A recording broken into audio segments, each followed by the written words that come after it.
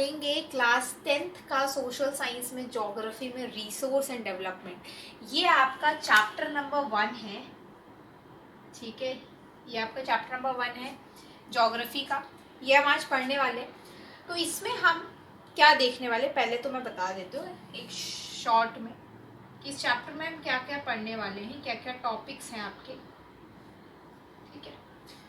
पहला टॉपिक तो ये हम पढ़ेंगे कि रिसोर्सेस क्या होते हैं, कितने तरीके के होते हैं, ठीक है। रिसोर्सेस क्या होते हैं और इनके टाइप्स क्या होते हैं, ठीक है।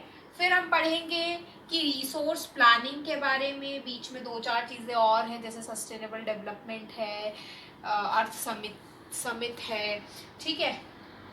रिसोर्स प्लानिंग अच्छे से पढ़ेंगे, कंजर्वेशन पढ़ेंगे, ठीक है। तो मतलब पहले हम यहाँ पे 3 चीज़ों की बात करने वाले हैं। मैं बताऊँ तो एक तो आप रिसोर्स की बात करोगे, फिर आप लैंड की बात करोगे और फिर आप सॉइल की बात करोगे। ये 3 चीज़ें। और लैंड और सॉइल में क्या है, इसमें डिग्रेशन क्यों हो रहा है, वाई डिग्रेशन,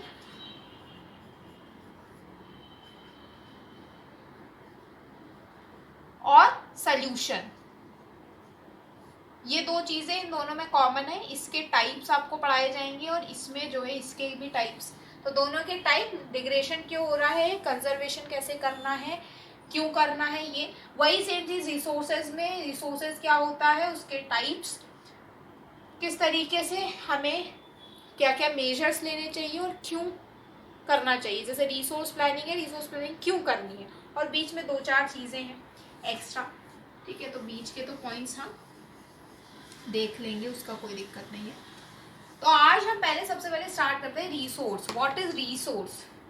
तो वो चैप्टर के स्टार्टिंग में ही कुछ बीच बीच से मैं क्वेश्चन भी बताती जाऊंगी कि किस तरह के क्वेश्चन बन सकते हैं, ठीक है। ऐसा नहीं है कि ये क्वेश्चन कभी आए हुए हैं, ये नहीं है। आप जैसे रिवाइज कर रहे हो तो ये क्वेश्चंस आप लिख सकते हो एक जगह, एक पन्ने में आप लिख लो। तो आप जब रिवाइज कर रहे हो तो सिर्फ उस क्वेश्चंस के आंसर, आपको अगर उन क्वेश्चंस के आंसर आ रहे हैं, इसका मतलब आपको पूरा चैप्टर थॉरोली पढ़ा हुआ है, ठीक है। तो इसमें सबसे पहली चीज़ तो यही पूछते हैं कि भाई रिसोर्स क्या है। तो सबसे इजी क्वेश्चन है, ठीक है, कि what is resource. What is resource. अब मैं बताती हूँ रिसोर्स क्या होता है, ठीक है। ये तो क्वेश्चन मैंने लिख दिया। रिसोर्स क्या होता है, देखो हमारे इन्वायरमेंट में कई तरीके की चीज़ें पाई जाती हैं, हमारे आसपास कई तरीके की चीज़ें होती हैं। कुछ चीज़ों से हमारी नीड सेटिस्फाई होती है, मतलब कुछ चीज़ें जो हमें चाहिए ही चाहिए, उसके बिना तो हम कुछ कर ही नहीं सकते, उसे ही हम रिसोर्सेज बोलते हैं। जैसे अगर कोल ना हो तो बिजली नहीं होगी, ठीक है। सोलर एनर्जी ना हो तो बिजली नहीं होगी, ठीक है। सॉइल नहीं होगी तो पेड़ कैसे उगेंगे, पेड़ नहीं उगेंगे तो हम खाना क्या खाएंगे, है ना। तो ये सब चीजें जो होती हैं, जो इन्वायरमेंट में आप, जो इन्वायरमेंट में प्रेजेंट है, जो आपके घर में प्रेजेंट है वो नहीं, जो इन्वायरमेंट में प्रेजेंट है। जैसे देखो हर चीज नेचर से जुड़ी हुई है, कोई भी चीज हो नेचर से जुड़ी हुई है। मतलब ये है कि अगर आप एक टेबल भी, अगर आप अपने सामने एक टेबल भी देख रहे हो तो वो टेबल भी नेचर से ही आई हुई है, क्योंकि टेबल किससे बनी हुई है, वुड की, वुड से बनी हुई है। और वुड कहाँ से आएगा, पेड़ों से। पेड़ कहाँ उगते हैं, नेचर में उगते हैं, सॉइल में उगते हैं, ठीक है। तो ये हर चीज नेचर से जुड़ी हुई थी। तो कोई भी ऐसी चीज, एवरीथिंग, हर वो चीज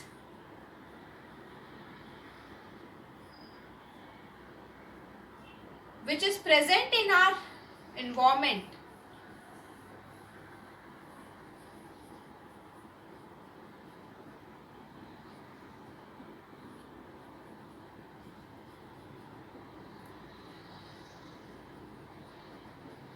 and satisfy our need,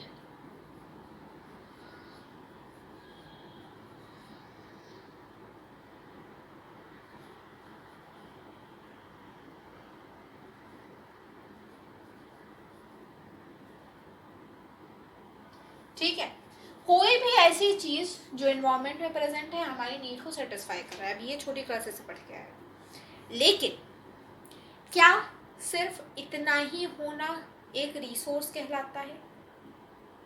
नहीं। मान लो बहुत सारी चीज़ें होती हैं, जैसे कुछ के घरों में वेज खाया जाता होगा, कुछ के जगहों में नॉन वेज खाया जाता होगा, कुछ के यहाँ नहीं खाया जाता होगा। ठीक है, अगर कोई इंसान है जिसको छोटे से कभी नॉन वेज उसने नहीं खाया, मान लो, या मान लो किसी ने छोटे से कभी रोटी ना खाई हो, रोटी वैसे सबको ही खाता है बट एक एग्जाम्पल के तौर पे अगर नहीं खाई हो और उसे अगर आप रोटी देते हो तो वो उसे नहीं खाएगा। ठीक है, या तो फिर जो इंसान बहुत पहले से ही किसी ठंडे इलाके में रह रहा है, किसी गर्म इलाके में आकर के वो बीमार पड़ जाएगा, वो उसे सूट नहीं करेगा, ऐसा होता है।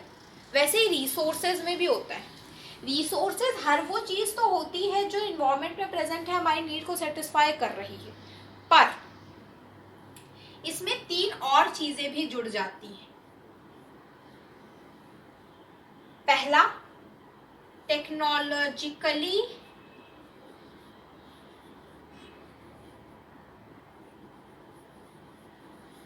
Accessible,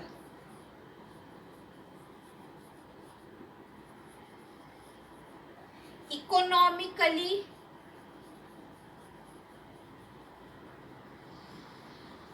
feasible,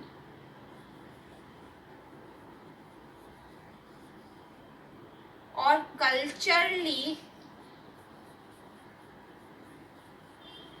acceptable.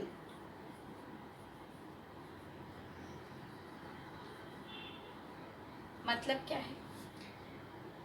मान लो आपके यहाँ पे सोलर एनर्जी बहुत ज़्यादा, जैसे राजस्थान में सोलर एनर्जी बहुत ज़्यादा है, ठीक है, पर उसके पास उतनी टेक्नोलॉजी नहीं कि वो सोलर एनर्जी को ग्रैब कर पाए। तो क्या उसके लिए वो इम्पोर्टेंट है? क्या वो उसके लिए काम में आ सकता है? क्या उसके नीड को सेटिस्फाई कर सकता है? नहीं। तो वो कहाँ आ गया? टेक्नोलॉजिकली एक्सेसिबल में, मतलब वो टेक्नोलॉजिकली एक्सेसिबल है नहीं, चाहे वो इकोनॉमिकली, चाहे जितना फिजिबल हो। इकोनॉमिकली फिजिबल मतलब अरे भाई कोई ऐसी चीज़ है, ठीक है, जो बहुत महंगी आ रही है, 2 करोड़ 3 करोड़ की आ रही है अगर, तो क्या वो मतलब ऐसा मत समझो अकेले का मत समझना, ऐसा मत समझना कि एक ही को पॉइंट करके मैं कह रही हूँ, मैं एक जनरल वे बता रही हूँ कि कोई भी इंसान है, बहुत महंगी चीज़ है और उसका कोई काम नहीं है, तो क्या आप उस चीज़ को खरीद सकते हो? नहीं। अगर कोई इंसान है, मान लो कोई XYZ इंसान है, उसके पास उसका डेली वेज ही 100 रुपये है और उसे हर रोज़ अगर 110 रुपये का आटा ही खरीदना पड़ जा रहा है या 120 रुपये का, तो क्या वो खरीदेगा? हर दिन का मैं कह रही हूँ, एक एग्जाम्पल के तौर पे ले रही हूँ, हर दिन का खरीदना पड़ जाए तो क्या वो लेगा? नहीं, क्योंकि उसके लिए इकोनॉमिकली वो फिजिबल नहीं है। इसके बाद कल्चरली एक्सेप्टेबल, वो चीज़ कल्चर में ही नहीं। कल्चर का मतलब ये नहीं होता है कि समाज, कल्चर का मतलब अपनी खुद की बॉडी का भी होता है भाई। कोई चीज़ किसी को सूट करती है, किसी को नहीं करती है।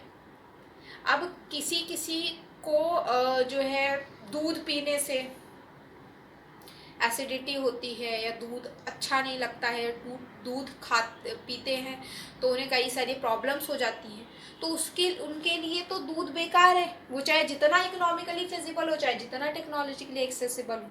अभी मैंने आपको रिसोर्स क्या होता है ये बता दिया है, बाकी जो आगे का है वो मैं आपको अगले पार्ट्स में बता